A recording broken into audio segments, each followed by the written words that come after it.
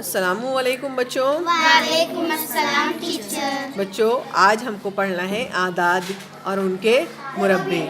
तो हमारे सामने एक मॉडल रखा हुआ है, इसकी मदद से हम बहुत आसानी से 1 से 15 तक के जो मुरब्बे हैं उनको हमारे सामने रख कर उसकी मिसालें हम हल कर सकते हैं। तो यहाँ पे लिखा हुआ है ये 2 का मुरब्बा क्या होता है? 4। 3 है, 3 का मुरब्बा 9। 4 है, 4 का मुरब्बा है 16। 5 है, 5 का मुरब्बा 25। 6 है, 6 का मुरब्बा 36। 7 है, 7 का मुरब्बा 49। 8 है, यहाँ पर 8 का मुरब्बा 64। 9 है, 9 का मुरब्बा 81। 10 है, 10 का मुरब्बा देखेंगे कितना है 100। 11 है, 11 का मुरब्बा 121। 121। 12 है, 12 का मुरब्बा 144।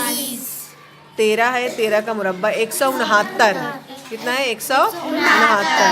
14 है, 14 का मुरब्बा 196। 15 है, 15 का मुरब्बा 225। इस तरीके से हम 15 के भी आगे जो आदाद है उनका मुरब्बे इस तरीके से हम और मालूम करके एक उसको मजमुआ उसका हम बना सकते हैं।